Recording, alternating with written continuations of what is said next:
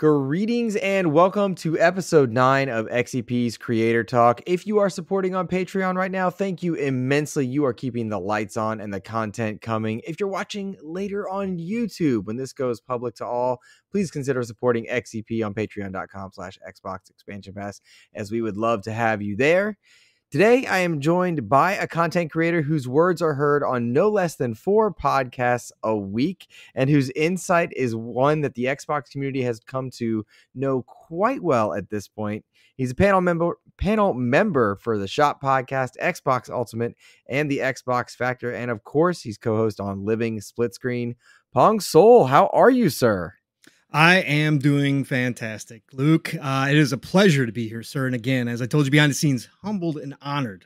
Your list of people that you've been having come on, and then little old me showing up here, I feel out of place. But again, thank you for the invite, sir. Love what you do here. Love your takes. We've had a chance to podcast a few times together, at least, and always just such a great time with you. So happy to be here, man. Well. Thank you. You questioned why you're on, and I listed 4 podcasts that you are a part of. I don't know how you could doubt it. Of course, you're on the Shop, which we love. Blam is an awesome person. You're on Xbox Ultimate, Xbox Factor. You do Living SplitScreen with Steel Rain, and you work with Mav Speculation. You work with Boom. It's just like yep. It is. It's been a wild ride. I'm not off Xbox Factor, but I can't do it anymore because of work, right? Real life got back to normal again. That's what happened to me. Yeah, it's happened to a lot of people, right? And there's nothing to be done about it. But PM and the PM on Thursday night, Mav and I added that one, a while back. And so, yeah, I've stuck around 4 or 5 my entire time podcasting. I just enjoy talking, and I enjoy this industry. And so it just never gets old. Like I can come and talk to anybody about the video game industry. Oh man, it's my passion, man. What is it? Well, that's what I was gonna say. You say you enjoy talking. Do you enjoy talking about anything, or is it gaming that gets you excited to keep going? If it's topics that I enjoy talking, my entire career has been based on talking to people, right? Mm-hmm. So you're in real life. So, I've been doing it since my first job was at a license bureau, talking to people one-on-one at age 15, right? Talking to, old people, older people about serious stuff at age 15. So I've always had that in me where it's natural for me to talk. But video games in particular used to be sports, right? Sports used to be a big thing. Fantasy football, especially. I did that for 25 plus years. Finally dropped that because video games became my full time. But video games have always been around. I just never had an outlet. I never had friends or a community like this where they shared the same level as me, you know what I'm saying? I had casual gamer friends, that kind of, but nobody wanted to sit down and be like, hey, did you see that latest issue of EGM? Oh my God, I can't believe that new game. It was never like that. So when I found this community, it changed everything for me. And that's when I decided to podcast, because I had no intentions of podcasting. I was just here to chat. The pandemic was going on. There was nothing to do at work. I was just sitting there. I'm like, I'm just going to talk in the chat. And then from there, it just worked into podcasting. So here I am. That's the way you describe, nobody else liked it like you did. Yeah. Totally agree. I think that's the way it's that way for a lot of us, right? Finding friends that were as passionate about gaming for me growing up was extremely difficult, and rare, and really didn't happen. And it wasn't until mid-20s where I realized that, I love this. I've loved this my whole life. I've never been in denial about it, but I've been in denial about connecting with people about it. Right. And then finding podcasts for sports for me, which was MLS. I worked for MLS, and I did all that. Nope. But that opened doors, and then I realized gaming podcasts were a thing, because I used to burn CDs of IGN's old podcasts. Sure. Play in the car, Right. Right.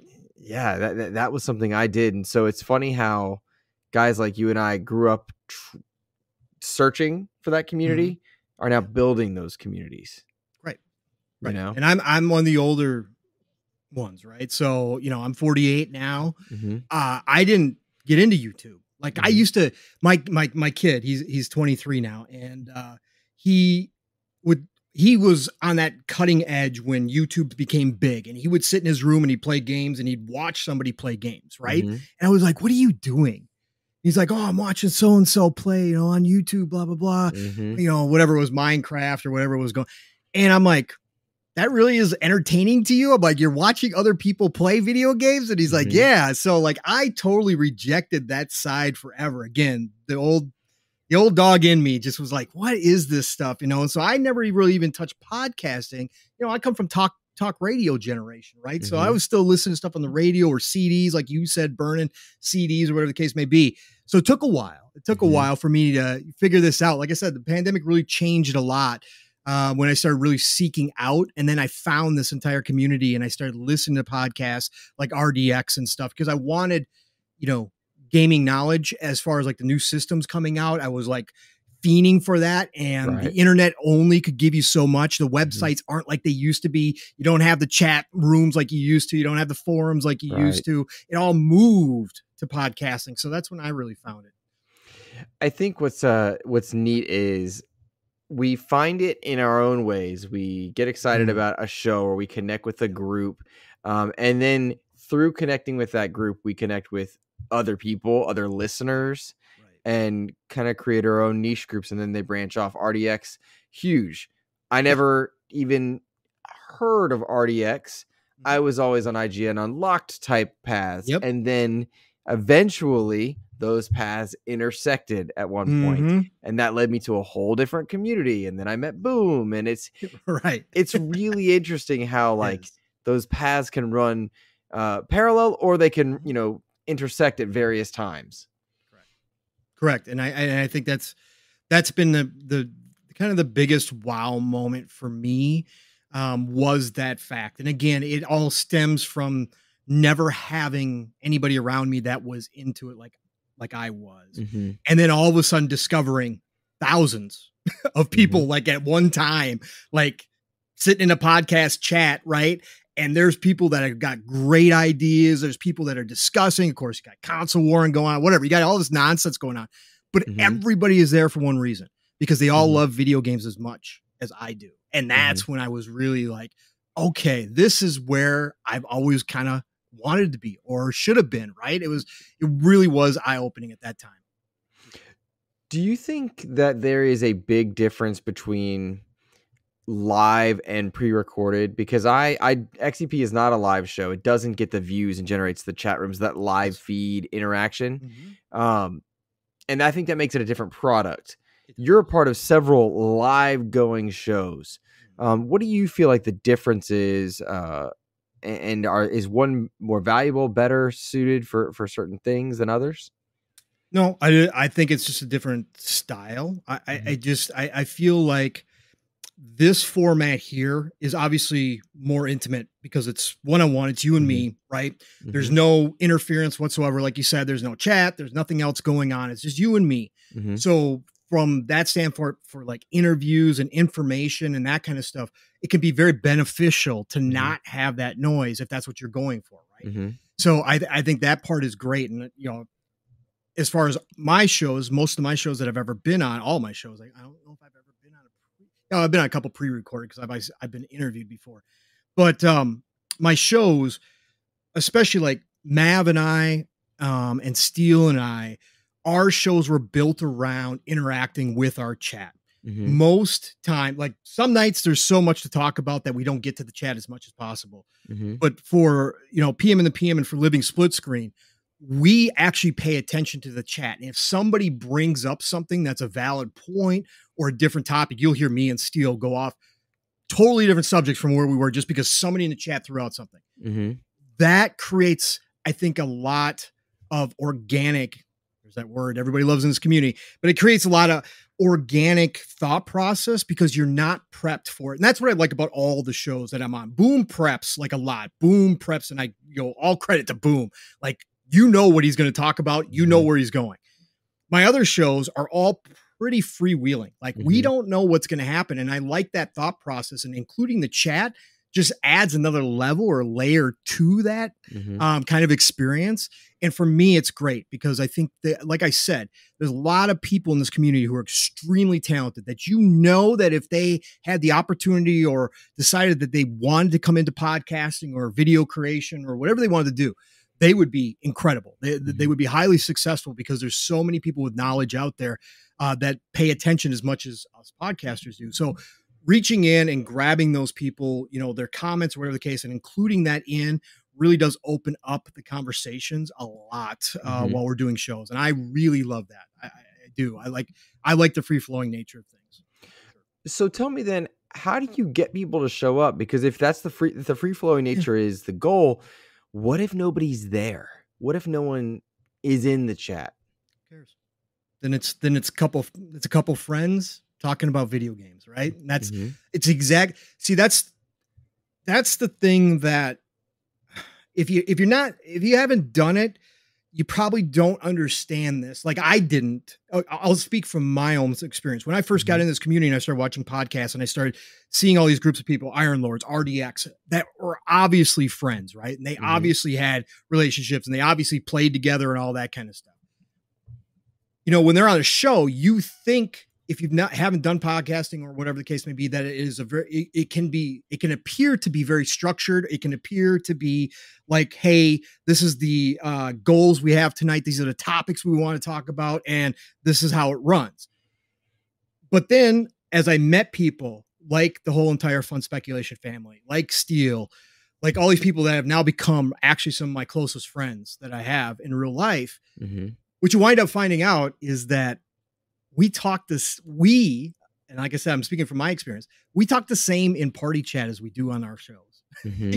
Maybe a little bit more, we get more raunchy, we get a little bit more, a little bit more free with our words, but the same time as the conversations are the same. So with the chat, whether it's one person or whether you got 1,000 people in chat, for us, it doesn't change at all. All that means is, to your point, like, how does that change the show? We still know directions that we want to go. We still have and pick and choose from the topics of the week and what we want to get done during that show. So we just continue to go down, we continue to filter through that news cycle and just talk as if we were in a party chat and give our ideas, give our thoughts. But if the chat's involved, then you never know. Then it gets, somebody's going to throw something out where it's like, oh, let's talk about that. It's a curveball. Like, let's do that. But yeah, I think that's the biggest difference. If you have a small chat, it's just more like, hey, it's just going to be you and I. These are the news topics of the week. This is what's happened. Let's run through it, right? But again, just depends on the people, because Steele and I, especially, and even Mav and I to a lot, if you're very comfortable with that person that you're podcasting with, or those people that you're podcasting with, if you are friends, the conversations can naturally derail and go sideways or in totally different direction. You could have planned to talk about a major topic, and then all of a sudden you get into a deep conversation or start breaking down a single topic in a lot more detail than you thought you were originally going to do. And all of a sudden the show's changed, right? You don't get to that other topic that you wanted. So. Do you ever get angry with your co-hosts or frustrated to a point where it messes you up? No, never. I have never ever had that, and I could say that with hand on my heart. I've never had that happen. Again, I have been privileged, honored to be on shows where I actually enjoy everyone, even if energies are different or something like that. Maybe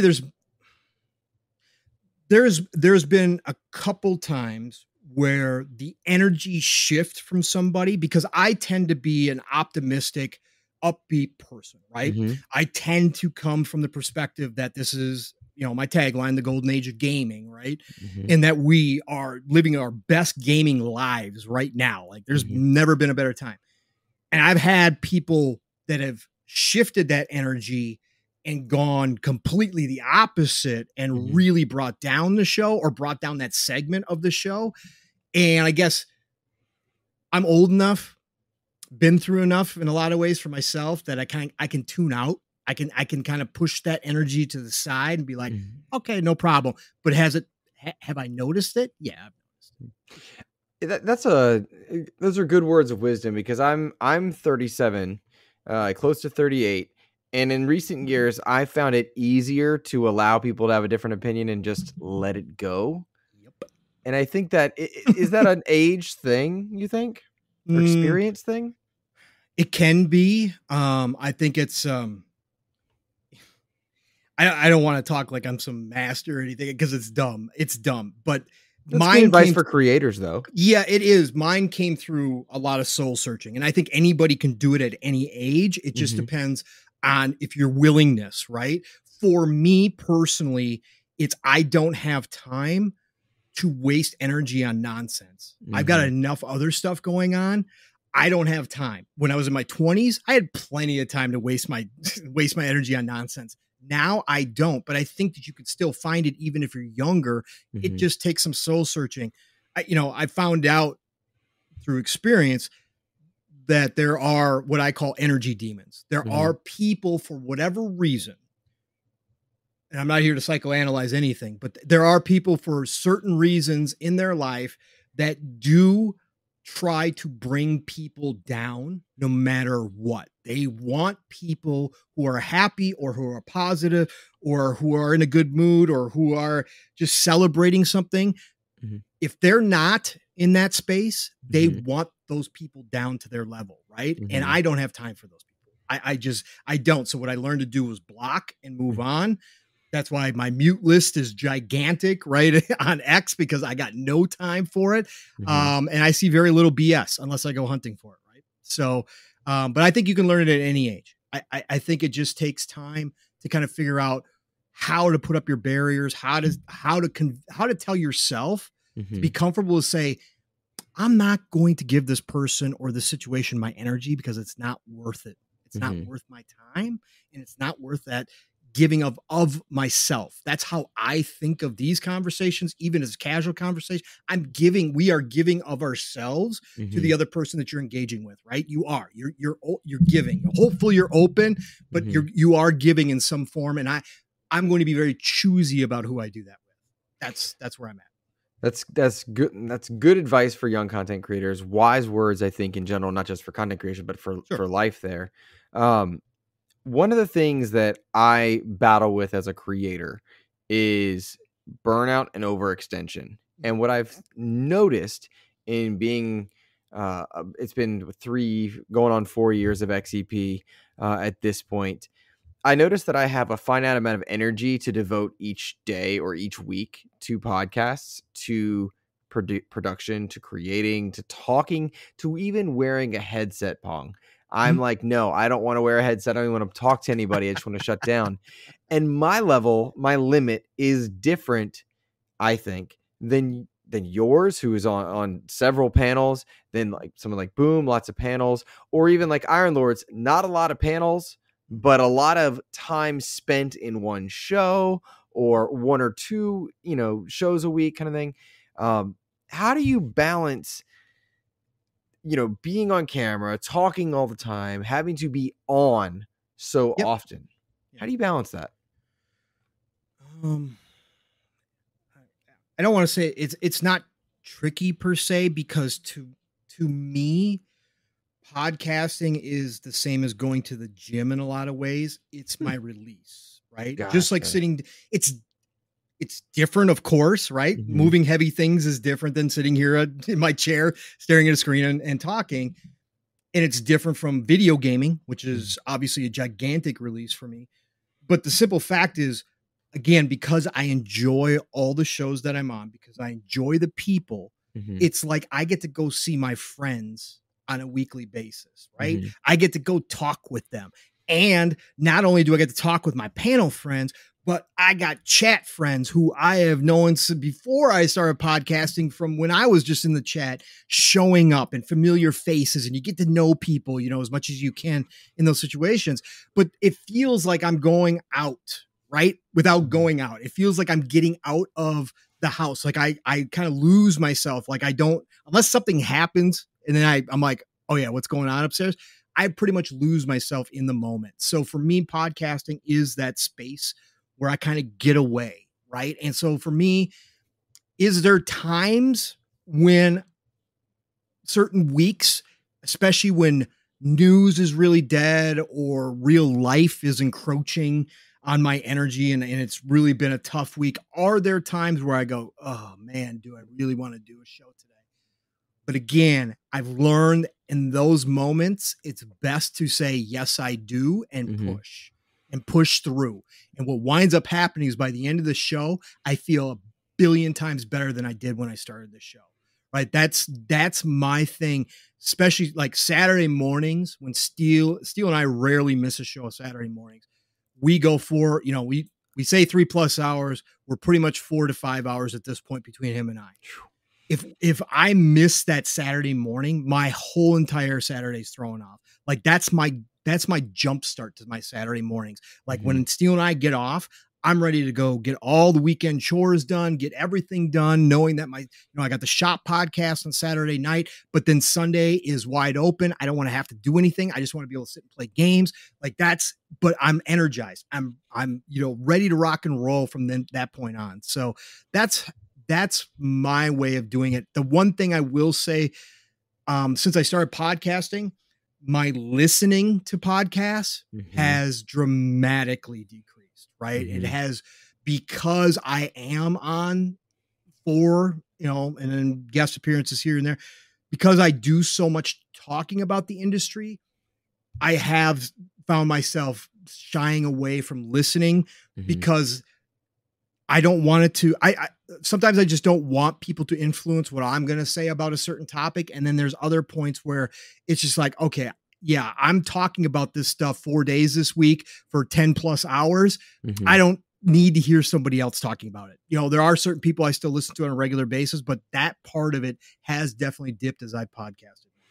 I've noticed something very similar, especially amongst my friends' shows, because if I'm already talking to them, I don't want to hear him again. And that's not a diss, except for Mr. Badbit. He sucks. Well, we know that, Joe. Right? Joe's different. So just some ugly kid. But he's terrible. Right? But it's a finite amount of time to talk about games, to play games, to listen to people. There's only so much time. 100%. And I think that's I guess where I would say kind of the balance has happened. Because again, before I podcasted, I had 2-3 tabs up. Like everybody got to know me because I was in every chat, like of all podcasts, like, right. So because I would literally have 2-3 up and I'd be going between everybody and listening to everybody and just absorbing all the time. Now that I do it, that portion of it's like, okay, I don't need to anymore. And like you said, certain voices that I know very well and hear all the time, I don't need to hear that, right? And again, like you said, it's definitely not a dig in any way, shape, or form. No. It's just, it's not there. Like you said, there's only so much time, right? There's only so much time that you can give to it. And listening to podcasts is giving to it. Like I said, I tell our chat all the time, you are as part of this community and content creation as much as I am podcasting, because without you, again, it's just us in a party chat talking, 2 friends, right? 3 friends, 4 friends, whatever it is. I said, so that time is still something that is given. And when you're podcasting all the time, you got to find your spots for sure. Fair. Do you hear the thunder outside? Is it? No. Okay. It's thundering mightily and I'm terrified it's going to like somehow cut off our conversation. So that's one of those real world, things happens. So I have so this is a weird topic about content creation, but it's one that I've not brought it up on any other creator talk yet, but it's interesting. Okay. And that's like finances, super chats, Patreon, subscriptions, that kind of thing. I have found that podcasting, content creation is expensive. Hosting podcasts, mics, games to play, to talk about, etc. And I've seen other content creators say something similar. I've seen others completely avoid the topic, don't want to bring it up, don't want to mention it, except if they're in a live chat. I think it's a unique topic that people don't talk about because it can be a little dicey, right? Asking for money. to talk about games. It can be strange.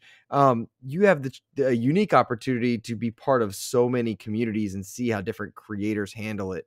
I don't know that I have a specific question, but I wonder if you couldn't comment on how different communities handle that, if it's good, bad, up, positive, negative, any of that. Again, I'm very fortunate to have been on shows and around people and content creators who do it out of the love and passion for the hobby, because let's be real, Luke. There are people within this community who are simply here because they can get that ego check and they can also make a little money on this side. Yeah, and the genesis of the question is like, the more inflammatory you are, the more people come and flock. And then but then you see an Iron Lords podcast, you see a Boom Double Barrel Gaming, right? Not necessarily jump into it. Obviously King David is a whole comedian unto himself, and he leans heavily into that, but it's in a different way than most people do, right? It's different for him. But you see shows that do it right. You see communities being built through positivity. And that's what I try to focus on, because yes, it's very easy to look over at the negative side. Again, to look at the people that I call actors or snakes in this community who are here for one thing or two things only, and that's ego and for possibly some money. And they're not real, and they're not who they say they are, and they're not real with their audience. And it's very easy to look at that and go, but why do people keep watching them? Why do people go there? So I tend to focus on the positive people that have been around me. And again, I've been very lucky to be around, Mr. Boomstick on one end, who is retired, right? He's got his days free. He's now doing it 5 days a week, something I wish I could do. He is out here promoting himself. But the other thing Boom does is lift everybody else up in the community, right? Boom has not lost it. Boom gives back to the community as much as he receives. He gives back to the community. So I've been around that. I've seen him work that. And it is, again, he's got a lot of free time. He's retired. Good for him. He's doing the thing that he's always wanted to do, and it works. And then I've seen other creators build up. I've been at the ground up with me and Steel and with Mav before, Mav really started growing. Mav has seen massive growth in the past year and a half over on Fun Speculation. But I was there early on, and I got to see it grow. And for Mav, it's just like, yeah, no, it's cool if you guys want to super chat, whatever, man. But, whatever. Because again, we still talk.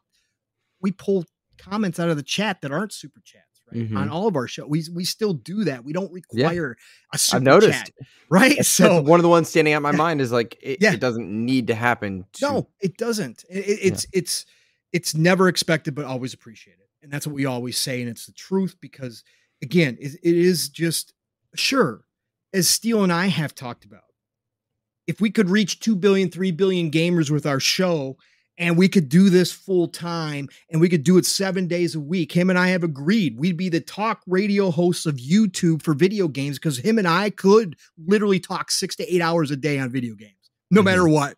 And we would do it. We'd love to do that. I'd love to quit my job. At the end of the day, that's, it's a goal to have. It's something to strive for, but it's still, obviously, it's a long ways off. But him and I have always said the exact same thing. We've taken that same approach. We didn't do giveaways. Him and I don't have guests. We've never had a guest on. See, guests drive a lot of traffic too. We don't have guests on. So it's him and I building from the ground up, just him and I, right? And doing it our way. People told us, you guys can't do that long a show. Nobody's going to stick out for that show. Nobody's going to watch a 3, 4, 5 hour show. You guys got to cut it down to 2 hours. Steel and I said, this is what we want to do. And we're approaching now 1,000. Has it taken us longer than intended? Yeah, but we knew that was also the reality. So for me, it's awesome that there's potential to earn some extra money, because like you said, it is expensive, right? It can be expensive. Now I'm a budget gamer, Game Pass. Game Pass and whatever sales. And I wait, I don't have FOMO anymore and all that kind of stuff. But, for my first 3 years of podcasting, most people now know, but I was doing it off of Surface Pro 4. I didn't have a PC. And I got to the point where my Surface Pro 4 was bubbling out. The battery was about to explode. I couldn't, my family and I, after COVID and everything that's happened, not in the position to put out for a nice PC. I happen to have family members who believe in me that were nice enough. And I was, obviously extremely privileged to have them reach out and say, let us get you a PC because we know this is what you love to do and we believe in what you're doing. So that was fortunate. But yeah, for other people, again, if you can build a brand, fantastic. If you can build a positive brand like what you're doing here, even better. If you don't have to go the other route, fine. But I have zero problem. It's your channel. Do what you want to do. I don't have a problem with people begging. I don't have a problem with people, advertising all the time and selling coffee or whatever the heck they're doing. Like, if that's what you want to do that. For me personally, in the shows that I'm on, again, it's never expected. It's always appreciated. And if it comes in, if you guys enjoy it and you want to give, fantastic. If not, we're going to continue to do this. It doesn't matter at the end of the day whether I get $1 or whether I get $10,000. It's not going to matter. I'm still going to do the same thing we do. And that's, I think, how all of us feel on all the places that I am, for sure. I really have to say I agree with so much of that, because I have this PC because of Ainsley Bowden. He decided to upgrade his incredible PC to a better incredible. Of course. And he knew that as a teacher and several other situations, I didn't have it. I just didn't have that money to get it. And my laptop, the XEP's laptop, had been melting trying to render when I switched to video. Right. And it was really causing problems for me, for content. And then that would impact my day job, right? Like, the laptop was being used. I couldn't work at home if I needed to bring lessons home or something. Right. His kindness got me there. Yep. And, whether it's the smallest bit of support from somebody, it doesn't have to be financial. If it's a retweet, if it's a like, if it's a comment, a review, it feels fulfilling, I guess you would say. And it's just funny how much those deeds matter. Ains didn't have to do that. Helped me with the computer. Somebody didn't need to leave a review or click like or subscribe or go to Patreon or do a super chat, for different shows. And when people do that, I feel like they are taking steps to uplift a community and to build a community. And I think that matters, It does. Giving back is something, again, being around the people that I've been lucky enough to be around and fortunate, PTK included. That man has done this for 6+ years and just, he's so cool. Again, he just he's one of the best hosts in the business, bar none. And I will die on that hill. And again, he didn't necessarily get the recognition from the Shop podcast that somebody's been doing for 6 years at high quality should have, but now he's starting to. Now the audience is starting to come over on Saturday night. It's different for everybody, but the fact is he didn't stop, and he didn't hesitate to bring somebody like me, who he didn't know, right? He was one of the first shows I went on, right? He didn't know me. My buddy 3-Bit recommended me to him. And he brought me on without a second thought and had me go on his show. He didn't know how I was going to be. He didn't know what I could have said something crazy like on his show. Like, he didn't know any of that. But he gave me a spot. And then afterwards, we had such a great time. He offered me a place on his panel.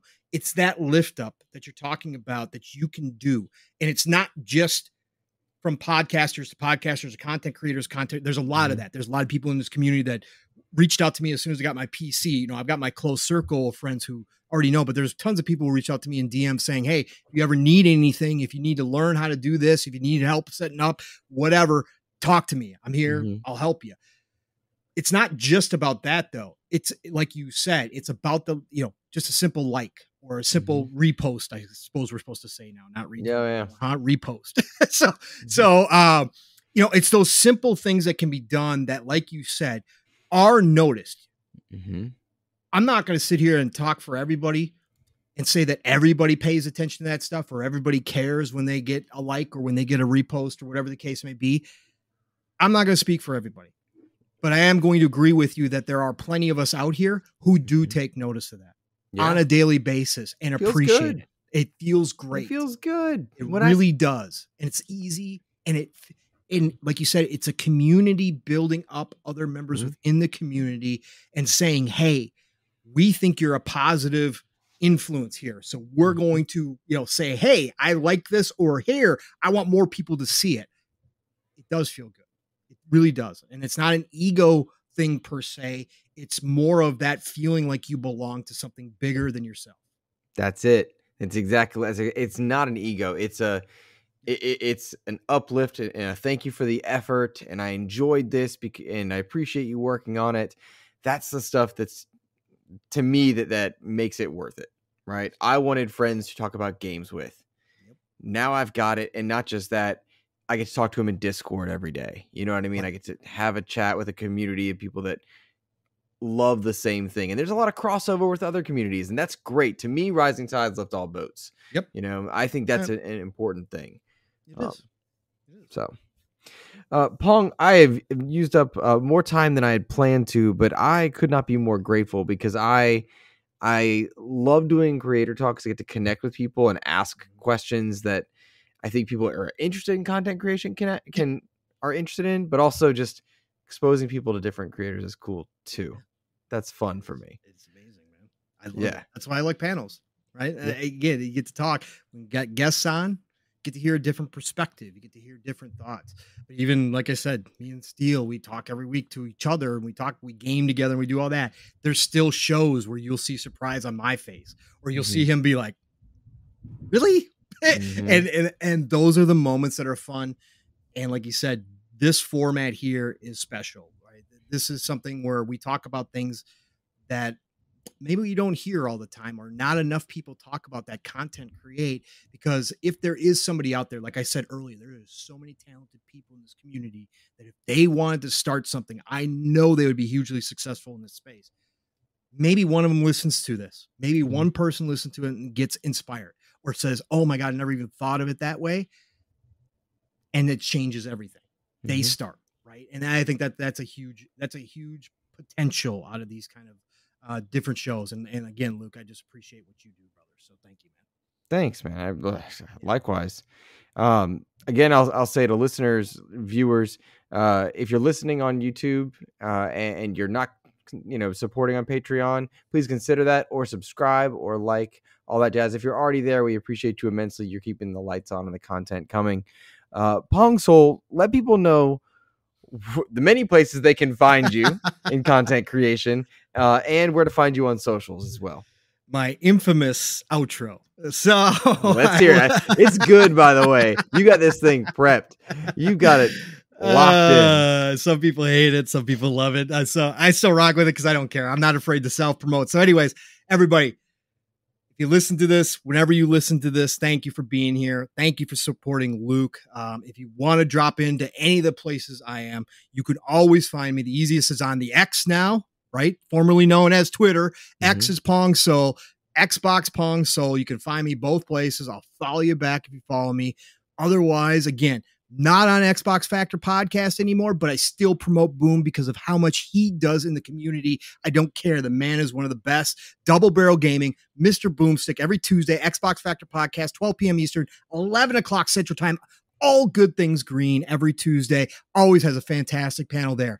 Thursday night, it's over on Fun Speculations channel, PM in the PM, Pong and Mav in the PM, two-man show. Sometimes we do have guests there, but it's just Mav and I catching up on the week's news, talking to the chat, and we just have a great time every Thursday night, 7 p.m. Eastern, 6 o'clock Central Time. Join us. Again, Mav community has been blowing up. It's amazing. The speculators are everywhere. Come find us Thursday nights. And then Friday nights, it's back on Fun Speculations channel for Xbox Ultimate, where don't know how many people we're going to have. We might have 4. We might have 8 people on panel. Just depends on who in the family shows up. We are going to laugh. We are going to go sideways. We're going to go up, down, all around. You never know what's going to be said there. But we do talk gaming, and we have a great time on Friday nights. So be there 10 p.m. Eastern, 9 o'clock Central Time. And then Saturday mornings, it's my brother from another Steel, Rain, and I. Our show, Living Split Screen. Split Screen's all one word, where we come bring the energy live, raw, and uncut, like Steel likes to say, 10 a.m. Eastern, 9 o'clock Central Time.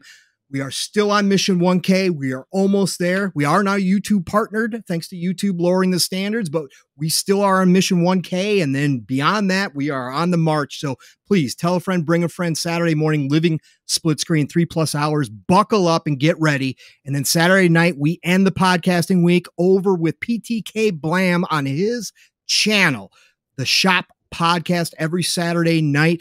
PTK Blam, Fuzzy Belvedere, myself, and about 90% of the time we have a guest Saturday night. So join us there, 9 p.m. Eastern, 8 o'clock Central Time. The best place to end your Saturday night. If you're playing games, just have us on the background.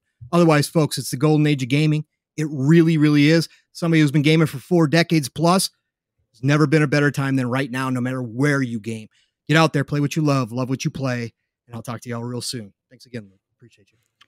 That is the most epic outro I've ever heard. It always gets me hyped. I love it. I love it. I love it. Guys, find me on socials at InsipidGhost. Support XEP on any podcast service that you are familiar or frequenting. Thank you guys so much for listening. Have a great rest of your week. Take care.